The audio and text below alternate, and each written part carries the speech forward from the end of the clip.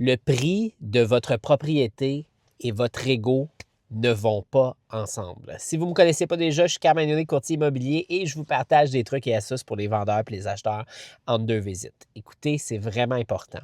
Le prix de votre maison que vous allez déterminer, c'est un prix qui est une invitation à soumettre des offres. Ce n'est pas le prix final, ce qui veut dire que vous n'êtes pas obligé d'accepter ce prix-là, qu'il soit trop haut, trop bas, le prix exact qui vous est offert, vous n'êtes pas obligé de l'accepter. C'est une invitation à soumettre des offres et c'est écrit là, dans la fiche. Donc, il faut faire attention parce qu'il y a certains d'entre vous qui vont avoir un ego un peu mal placé, si on veut, par rapport au prix, et on le voit surtout quand on doit faire une diminution de prix. Pensez-y autrement. Si on mettait la maison en vente pour 1 $, qu'est-ce que ça ferait? Ça attirerait bien beaucoup de monde, hein? Si à l'inverse, votre maison vaut à peu près 500 000, on va dire, et vous la mettez en vente pour 1 million, qu'est-ce qui va se passer?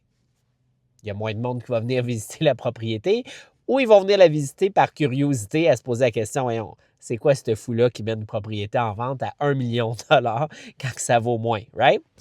Donc, l'idée du prix, c'est juste de se poser la question, à quel prix est-ce qu'on va attirer un maximum d'acheteurs?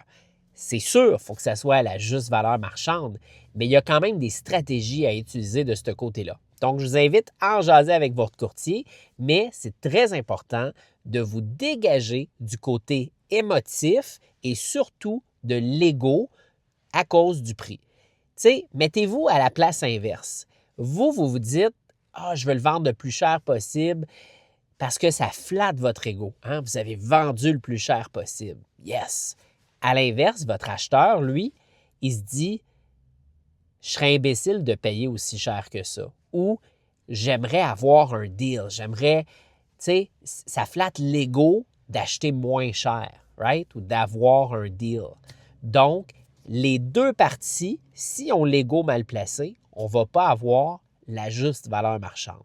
Donc, c'est très, très important de tasser son ego pour le prix de la maison et comprendre que c'est une invitation à soumettre des offres. Il faut être réaliste, il faut être juste et il faut se fier à quoi? Au comparable.